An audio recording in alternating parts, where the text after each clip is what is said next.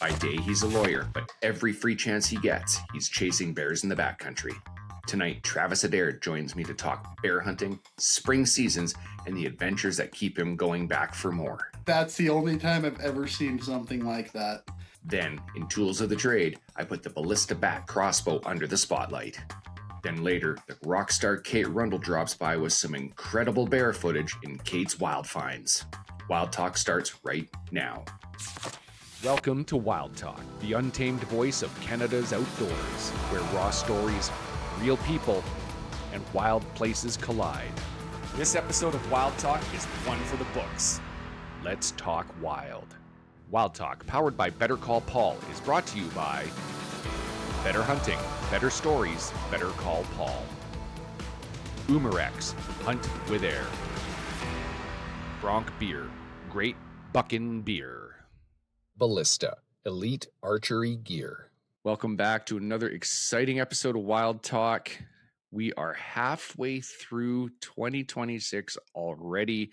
Bears are hitting the ground. The dandelions are popping up all around. There's been some dandies killed, and we are going to talk bear hunting with one of the most hardcore bear hunters that I know, Travis Adair. Travis, thanks for joining me today, buddy.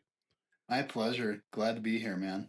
Oh, when I say you're a hardcore bear hunter, we're going to get into it. I know you just came back from a trip.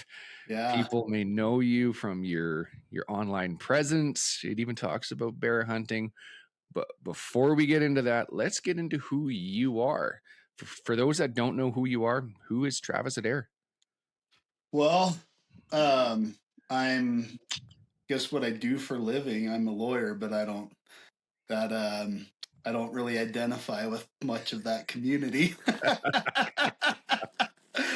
I'm just a laid back guy who got out of the city. I live in a small town in southern Utah and lived too much of my life in the city and didn't want to raise my kids there, and found a way to get out and work remotely. And so my lawyering just pays the bills, and but lawyers are for sucks. So I don't get along with most lawyers, put it that way. So yeah, that was one of the first things that I ever, when you and I started talking a couple of years ago, it was one of those, you're a lawyer? You really don't seem like you would be. So how did the outdoors first enter your life? You mentioned that you wanted to get away from the city and to the small town. So how did that happen for you? So I mean, I grew up in the city, but my dad had gone to college in Utah at Brigham Young University, and so he fell in love with the mountains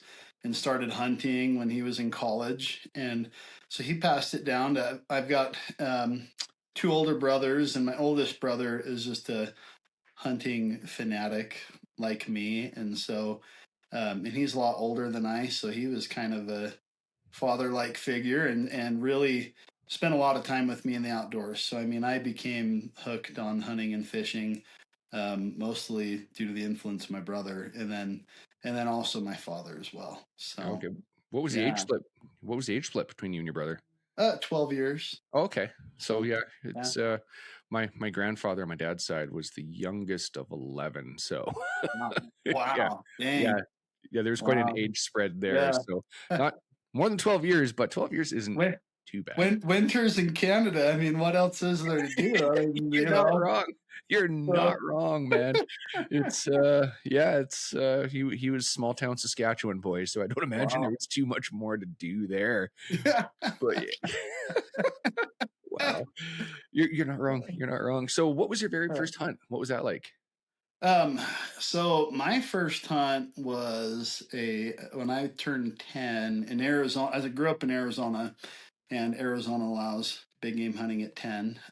So I had a cow elk tag and was hunting with a 243 and shot this cow elk through the lungs, and it was a little lesson in the birds and the bees as well, because it was during the rut, and this elk was she was like hunched over getting ready to expire in one of the little satellite bulls that had been getting run off he came up and saw his golden opportunity, and I didn't quite, I was like, what is it? Whoa, as a kid.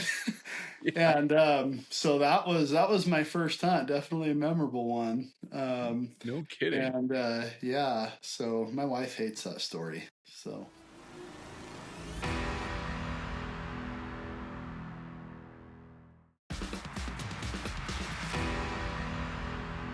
I've never heard anybody say that that's actually happened to them. That's dude, crazy.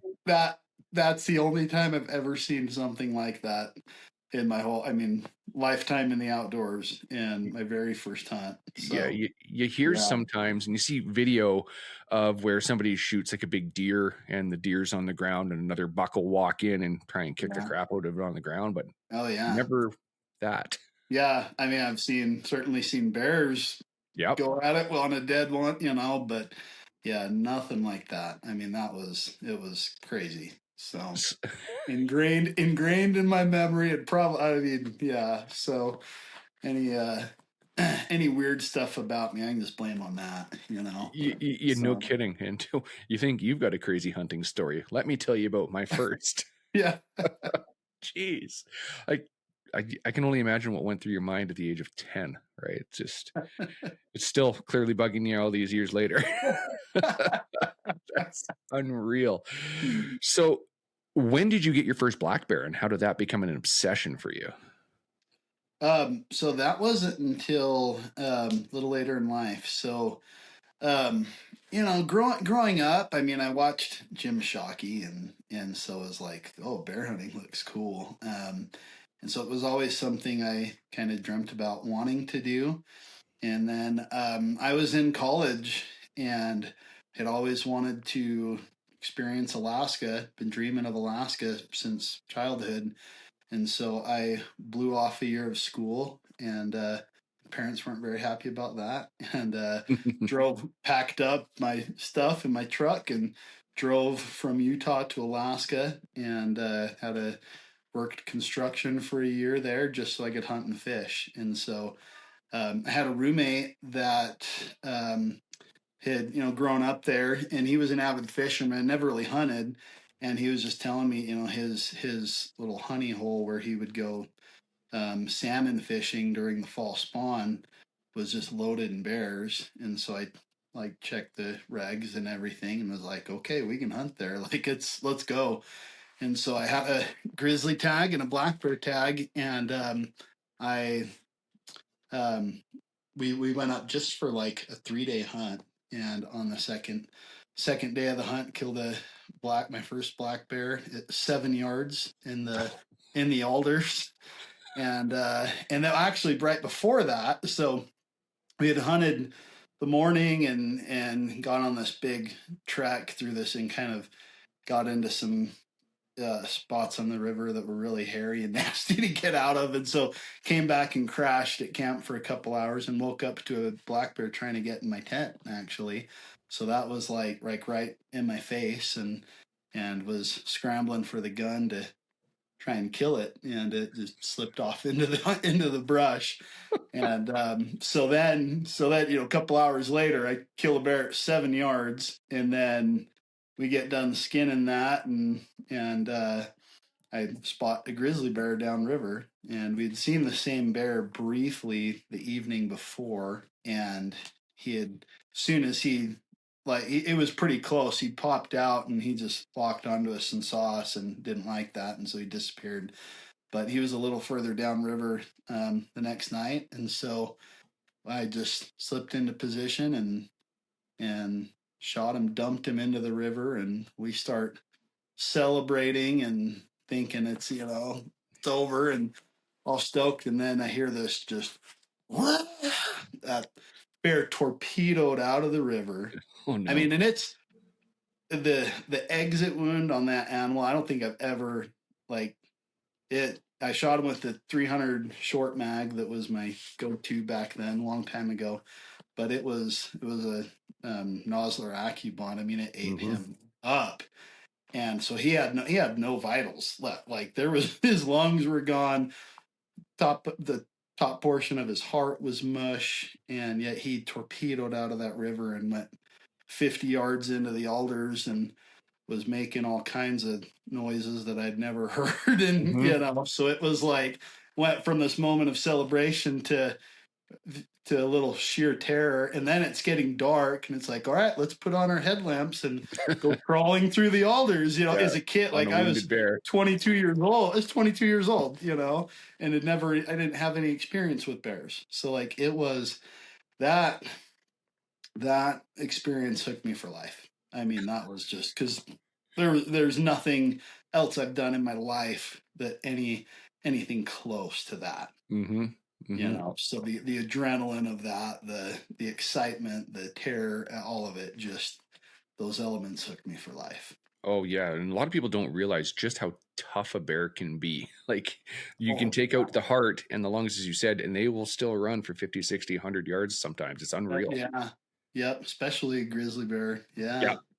Black bears too. A big mature black bear for sure. Mm-hmm. In fact, I saw that on my hunt a few weeks ago. So shot a mature boar with I was using a 375 H&H and put 350 grains through him and took out one shoulder and he kind of he dropped and then made it up to his feet and scrambled off and ran 60 yards into the brush, but just to be able to soak that up and take it through a shoulder and I mean it's impressive how tough those animals are. So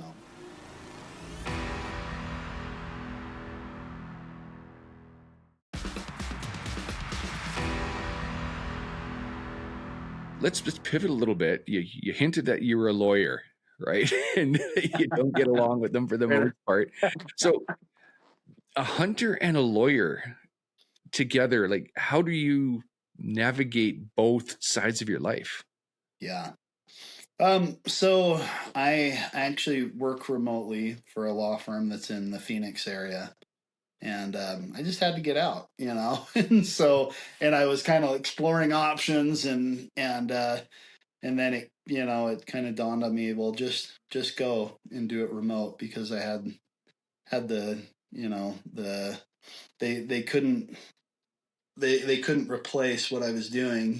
I was growing that firm and the thing is this was before COVID when I moved, but it was people were no longer, especially in the city, like they weren't going to drive across town to go meet face to face with a lawyer. Mm-hmm. They're shopping on Google, and so I wasn't meeting face to face with clients anymore, and my legal consults were all virtual, and so like I don't need to be here, forget this, and so um, I just left, and then that was about 2 years before COVID, and then COVID changed everything. I mean, now the courts are all virtual, and I haven't been to court in years. I'm not really involved in the litigation side, and don't care to be. I litigated cases for years, Mm-hmm. and don't need the stress of that in my life. So. You'd rather be chased by a wounded black bear. Oh, absolutely. Yeah. Yep. I mean, my career just pays the bills. That's it. Like it. My college degree was in finance, and I graduated from college right after the financial collapse, 2009. Like there was no financial jobs in North No. America. So it was like, oh well, I'll figure out something. I might as well stay in school a little bit longer. I didn't want to stay in school longer. Never wanted to. Never planned on being a lawyer. It just kind of, but it, you work hard and apply yourself and make sacrifices, good things happen. And so it set my life on a course that's good. I'm able to, I provide a good living for my family, and I can afford to go on a few adventures. So Yeah. that's what Yeah. it's all about. Absolutely. Absolutely. It's about being comfortable in what you're doing and that good living, right? Being able to be happy with what you're doing, right? A lot of people assume that a good living means that you're making a ton of cash, but you being able to do what you do remotely, make money that pays the bills and have your adventures and balance the work family life, that's that's key to me. And like, I'm pretty lucky that I get to do that myself. Right. It's great. So do you feel like hunting has helped you professionally in any way? So my whole life hunting has grounded me. I think that especially for someone who grew up in the city, if I didn't have the outdoors in my life, I don't know what I would have become. Like, it's just, people live in the city. They're stacked up on each other. They live in this bubble, and it does something. And all of my clients are in the cities, and I'm like, holy crap, these people are crazy. Like, they all need help, but it's, yeah, I mean, I don't know where I'd be if it weren't for the outdoors and that grounding influence, and also too all the memories I have with family, and I grew up in a tight knit family, and the things that I'm trying to pass down and instill in my children. I have two young boys, and we're just out making memories in the outdoors, Mm-hmm. and that's I can't imagine life without that.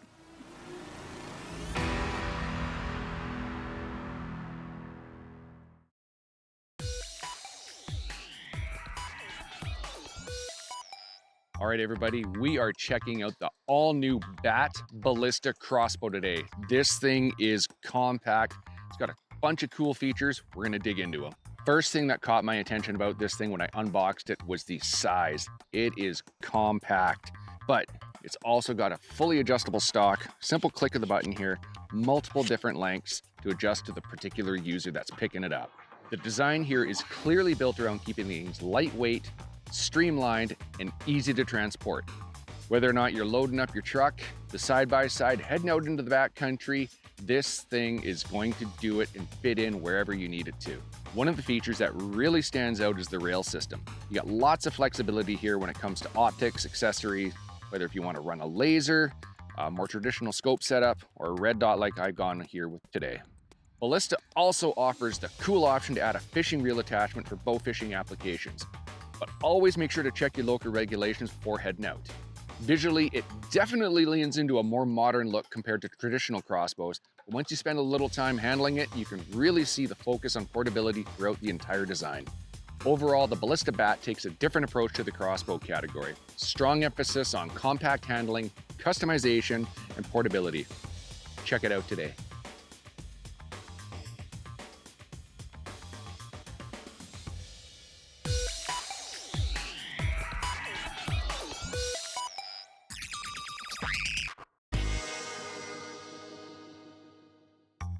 Yo, everybody, Kate here, and welcome to Wild Talk. What are we talking about today on Kate's Wild Finds? Bears. Lots of bears. We hope many of you hunters have had a very fortunate spring bear hunt season.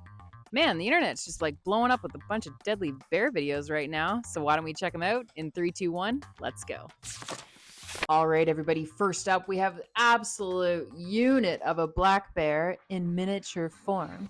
Now, usually when you think of wildlife photography, you think of a peaceful stroll in nature, not this cute little apex predator walking right up to your camera lens like it's checking its own reflection. Talk about a close-up. And speaking of close encounters, check this guy out. Imagine looking out your window and seeing a black bear treating your backyard like its own personal playground. They're incredibly curious animals, but remember, folks, if you see this one close to home, keep your distance and keep those trash cans locked up.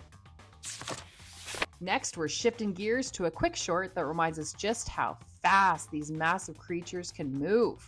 People often underestimate how agile these bears can be, but whether they're climbing trees or sprinting across a field, they can move a heck of a lot faster than one would think. All right, now this one's a classic. You've heard of the bear necessities, but what about the bear luxuries? Every now and then, they just find themselves a nice, chill place for an afternoon nap, and honestly, I respect the vibe.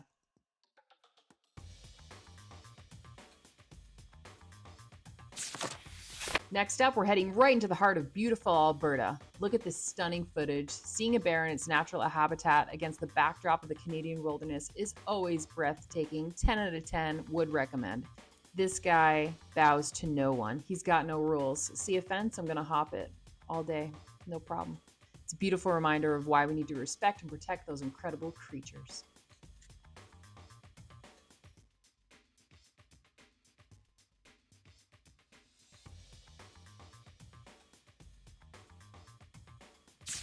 And finally, another amazing Alberta bear sighting. Spotting one from the safety of your vehicle on a mountain road is always an unforgettable experience. Just remember, drive slowly, give them plenty of space, and never ever feed the bears, guys. All right, everybody, we hope you enjoyed the bear necessities right here on Wild Talk. If you just can't get enough, you want more of the action, head on over to Wild TV's YouTube, Instagram, Facebook. We got a whole lot more where that came from. Until then, stay wild.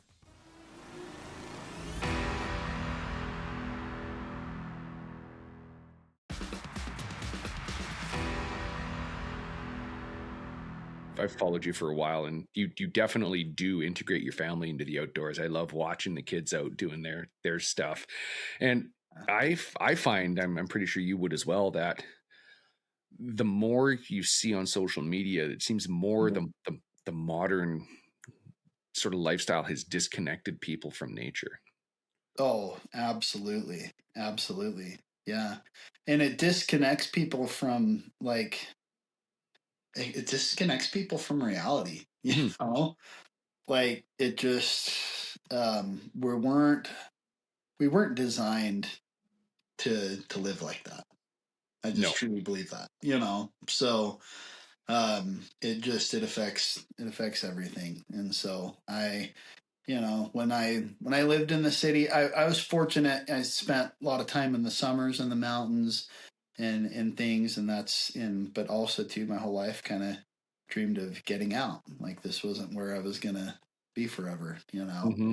and Mm-hmm. and I'm fortunate that I was able to, and I live where I want to live and where I want to raise my kids, and I go on adventures and see beautiful places. I experience Alaska, I experience Canada. I love Canada. I love going up to Canada every year, and I fell in love with Canada driving through on my way to Alaska on that same year that Mm-hmm. I was up there, and so I just was like, man, this place is awesome. Plus, I was already kind of familiar with. I mean, I grew up on Jim Shockey and grew up listening to Rush Yeah. and Strange Brew was one of my brothers, and I love the movie Strange Brew. So we're like, hey, It's these hard not Canadian guys are funny, So, uh, so yeah, I love Canada. Love the Great White North. Yeah, you got to see the Northern Lights last time, or for the first time. Yeah, like 3 separate times. Yeah, in fact, I hadn't seen the Northern Lights in over 20 years. I mean, I go to Alaska every year, but it's all timing, right? Mm-hmm. My hunts in Alaska are too early. Um, and actually, a little side note, I spent 2 years serving a mission for my church, and they sent me. You don't choose where to go; they call you to where to go, and so they sent me to Norway, and I spent my first winter far north of the Arctic Circle, and so that's where I really fell in love with just the North Country. I as a kid I dreamed of going to Alaska and hunting Alaska, but Norway was where I first experienced like boreal forest and Mm-hmm. glacial rivers and all of that, and so when I got back, I was going to Alaska and going to Canada, You just knew. so yeah, like I mean I would live further north if it where we're at's a good fit for my family, and we're close to all our family, right? Right. But if it were just up to me, I'd live much further north. So Yeah, I like where I am. We get a solid 5-6 months of winter where by yeah, the end of January you're like, okay, this snow can just bugger off forever now, and then we get all seasons yeah, here. You know what season you're in at any given time, and I love that about mhm, here.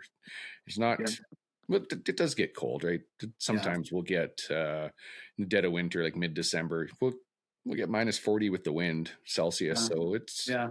it cuts through. I couldn't imagine an Alaskan winter, but Yeah. but some good. Yeah. Yeah. So here's one that I've always wanted to know. I never got a chance to ask you it though, regarding being a hunter and a lawyer.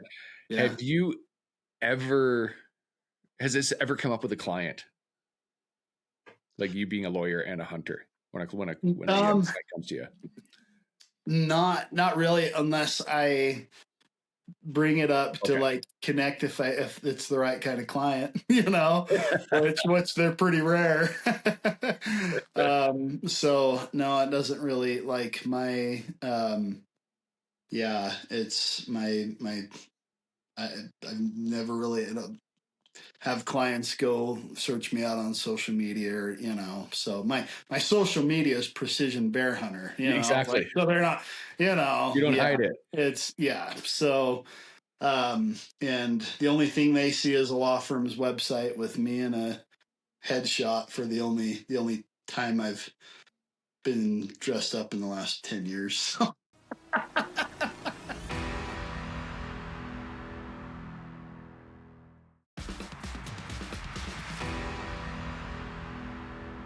Let's share some of those experiences with your bear hunting. If we've got a brand new bear hunter that is allowed to bait in an area, like in their jurisdiction, what is the first thing? Walk me through and them through what you are looking for when you're setting up a bait. Yeah. Okay. So, what, and it depends on where they're at. So like if it's someone in the Rocky Mountains, mountainous terrain, you're looking for the deepest, thickest north side, north facing slopes, somewhere close to water. And so you're putting the time in, you're finding evidence of bears in the area, but also being able to identify, like I can go on Onyx maps and I know where there's going to be bears, but granted that's from 20 years of bear hunting. So once you're in an area where you've found sign, you want, setting up a bait, there's some important things to consider. I think first and foremost, you want a spot where the bears are going to, the reward is going to outweigh the risk. You want them to feel secure. You're not bringing them out into a spot where there's one tree, where it's easy to see them. Like you've actually got to put some work in and clearing things and clearing shooting lanes and things. You want it to be dark. You want it to be because also like the most mature bears, they're the ones you're really after. Like they're the toughest ones to lure in. There's a lot of strategy to it, and that's I think the biggest misconception with baiting is people assume you're just throwing some donuts out and it's not even hunting, and it's not, like you hear all the, it can be deemed, controversial. It's, man, the hardest I've ever worked is on my baited bear hunts, and I've hunted bears. Most of my bears I've harvested have been spot and stock. All my Alaska hunts are spot and stock. My Idaho hunts are baited, and I go on. I like to do one baited outfitted hunt a year in Canada, and I've learned so much by doing that, and kind of contrasting that to how we've been doing things in my circle of bear hunting friends in Idaho, where we bait bears, and so it's first and foremost understanding what mature bears are what it's going to take for them to commit, and so it's, you got to have the right location, and then and also too, especially like in the lower 48, it's got to be really remote. I mean, Canada, you've got a lot of remote places, and there's a lot of, a lot of bears. Idaho has a lot of bears, but it takes some work to get to where you're really going to be effective. And Idaho's got a lot of bears. It's easy to kill a bear over bait in Idaho for the most part, but killing a big bear is a totally different story. And they're that's, big for a reason. yeah, and that's what makes it so. The whole game, the whole process to that is just, it's a chess game. It's in every season, and that's what is so appealing about it. And my Canada hunts, I've seen how effective baiting with meat it can be. And well, I mean, everyone in Canada, I mean, all the outfitters use beavers, and beavers are crack cocaine to bears. But it's hard for me to I can't really get my hands on a bunch of beavers, in Utah. And so, or else I would absolutely use them.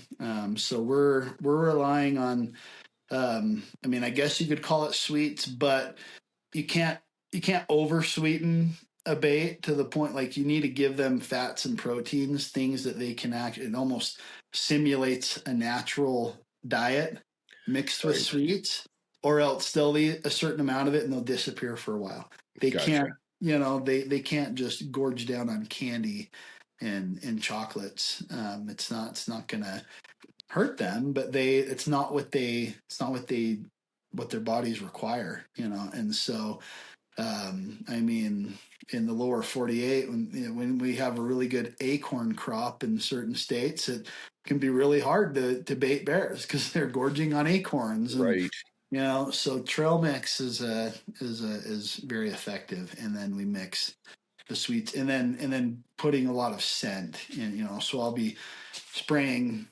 anise, scent up high into the trees, and we actually use quite a bit of icing too. We like to coat the trees in icing, and we found the bears love that sour, expired, gross icing. Like, they love it. It's all these buckets of icing with with Chinese lettering on it. The expired stuff, imported,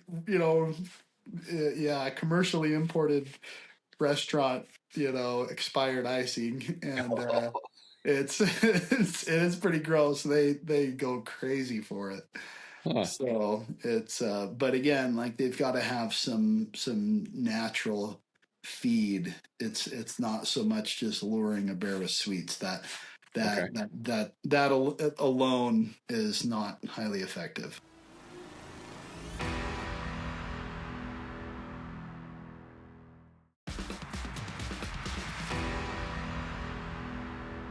So you've got your location sorted out. You've got your bait going. What does a normal hunt look like? Is it like an all-day thing from the ground? Is it tree stand, or how does that work? Both the ground and in a tree is great, and is effective. In Idaho, we use ground blinds, and in Canada, most outfitters have hunted with, we're in a ladder stand, and which I love, and being on the ground, eye level with them is fun. And it's, and also to a ground blind at ground, of course, like, there's no fooling a bear's nose, but the more you can kind of limit your presence, and scent and things does help. Of course, like, they know you're there, they know something's on, like, you can't, there's no fooling a bear's nose, not even close. But it's, so yeah, being eye level on the ground with them is a lot of fun. And also too, when we're baiting at 8,000 to 9,000 feet in the mountains of Idaho, the weather changes like crazy. So being in a ground blind is nice. Like, we'll have a Mr. Heater in there, because it can be sunny and 70 degrees, and then 30 minutes later it's snowing. Like, that happens. And so and our big thunderstorm comes through, and so being, and then, whereas, if you're up in a tree, a lot of hunters are gonna, maybe not be able to ride that out or something, or that, they think, oh, the weather's bad, the bears aren't going to get moving. We ride it out, the weather changes, and the bears start moving again. Yeah. Oh yeah. So long sits. I mean, we we usually don't hunt the mornings. You know, we'll get in early afternoon, and so be in the blind from like 3 p.m. to 10 p.m. whenever it's getting dark. So Yeah. So, what advice would you give to someone who's brand new to bear hunting? They've never done it, but they want to. I think the biggest thing is really study how to identify in it. And if you think watching a few videos will make you an expert on identifying the difference between boars and sows and what's a big bear and what's not, like there it's totally different judging an animal that doesn't have antlers. Yeah. You know, so and especially if you're doing a spot and stock hunt, that's one reason I love baiting, and I do wish that more states and provinces would allow it, is because it's an effective tool to identify the right target bears. And especially, you know, guys that are in the lower 48 bear hunting spot and stock, you're a lot of shooting across canyons, and the amount of little bears that I see guys kill, you know, that and of course I won't poke them in the eye over it on Instagram too much, but Yeah. but you know, it's a lot of young bears get killed, and so when you're bringing them in, and it's exciting to experience them up close and personal, but it's actually like there's an important conservation component to that. You're killing the right bears. Yeah, I completely agree. The biggest, oldest, most mature boar, or that old sow that's dominating the area that just needs to go, and she's dry, you know. Yeah. So you're identifying the right bears. And so if someone's new to hunting, wants to hunt bears and is new to it, go do a baited hunt in Canada. Like, go experience bears up close and personal. See, you know, start, because watching videos, you're not just, you know, you're not gonna become an expert on identifying the difference between a boar and a sow. And I mean, I've done this 20 years, and sometimes I get fooled. Yeah, You same. know, it's easy to identify a giant mature boar. Yeah. The you know, the biggest mature boars, it's easy to know what that is. But beyond that, you're you know, the detail, and also the genetic, you know, variables. I mean, there's humans, there's women that are 7 feet tall, right? And that have forearms as big as mine, or, you know. So it's the same way with bears. Like, there's general rules, but there's There's an exceptions to exception every those time. rules. Yeah.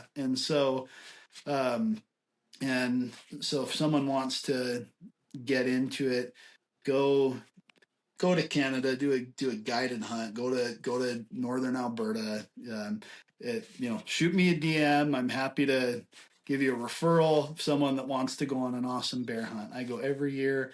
I will only recommend an outfitter that I've, you know, paid full price to hunt with, and had a good experience. And so, and I've done it all. So spot and stock is awesome too. And I just, man, I can't get enough of it.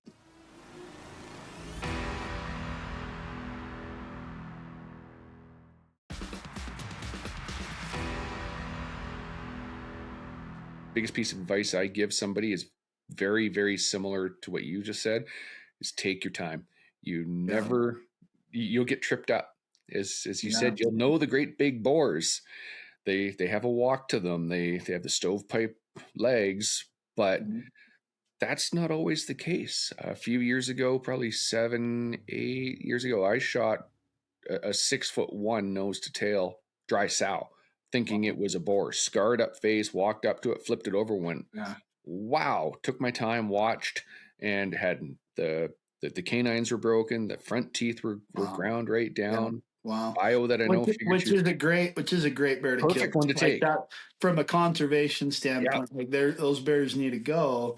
But that's Bio figured she was about 18 years old. Like, she was done. Like, but cool. she was a huge. I'm like, all right, this is a big scarred up boar. Had the square face, didn't have the the triangle Yeah. narrow. It was just everything screamed boar, including Yeah. the person I was with. Like, yeah, that's a boar. Watched her for a solid 45 to an hour. Yeah. And it was one of those, whoa. Yeah. So Yeah. as we start to There wrap up, was, go ahead. yeah. There was a sow killed in bear camp last year in Canada that we thought was a medium sized boar, like a well, in the lower 48 we'd call it a really big boar, right? For northern Alberta it was medium sized. Yeah. Turned out to be a huge dry sow, and a Yeah. 6'1" nose to tail is a big black bear. People don't know how big that is. Like, yeah. People don't understand how big that is. yeah, Like, absolutely. Yeah, anything over, I tell people 5 foot and over is a good bear. 6 foot and over is a great bear, right? Like, and 7 foot and over, they're once in a lifetimes, right? Yeah. For most people.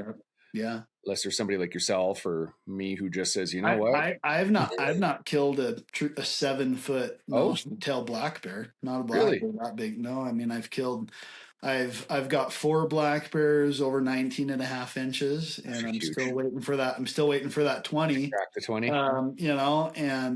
But yeah, I've killed really big bears and some bears that are for Idaho were really, really big, but still looking for that Boone and Crockett black bear. And so people that think it's easy or that it's, they're like, no, it's in. You could kill a really big bear and the skull size, it's genetic, So if it's in, you kill enough of those over time, you're going to get 1 or 2 booners. But so I know it'll happen for me eventually, but because I target the right kinds of animals. That's right. That's right. And that's why. Yeah, a good friend of mine, actually, he used to host this show. I took over for him.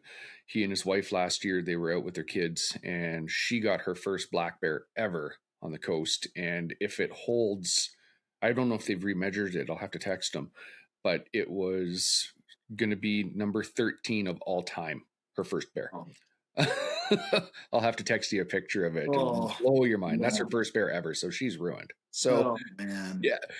As we wrap this up, what's next for you this year? I know you just did a black bear hunt. What do you got else coming? Yeah, so I've got 2 more exciting ones this year. Next week I'm headed up to Idaho with my 10-year-old son. So Idaho allows hunting at 10, so he's got his first tag. So and we've got a blonde 3-legged bear on the base there and we've confirmed it's a boar because he likes to flash the camera. And so I'm hoping my little boy kills that bear. And then we've got a couple of shooter boars on, and it's they kind of had a late. There's still snow up really high, and so the baits are still catching fire. But so that's next. There's a couple trips to Idaho, and then in August I'll be doing Alaska DIY again. So black bear and grizzly combo hunt. And and killed my largest grizzly there last year at 20 yards. And you're going back. You can definitely tell. Definitely tell that the black bear has hooked you, and the bears in general have hooked you. Yeah. So, where can somebody find your adventures online on Insta?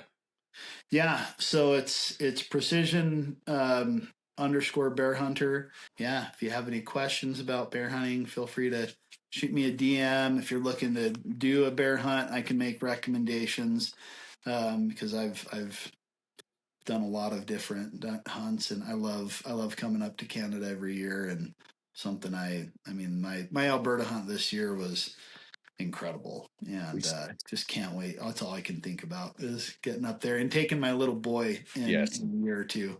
So I know we've talked in the past about getting you up here for a lynx. We still got to do that one year. Yes. Oh man, I really want to do that. We'll make it happen. I want to do a winter snow machine hunt like that. Yep. It's gonna happen. So. Yeah. Next couple of years for sure, brother. All right. A huge thanks for joining me today. Yeah. Thank you. Happy to be here and fun talking with you, Steve. All right, man. Thanks everybody for watching this episode of Wild Talk. We'll see you again. Wild Talk, powered by Better Call Paul, is brought to you by Better Hunting, Better stories, better call Paul. Boomerex, hunt with air. Bronc beer, great buckin' beer. Ballista, elite archery gear.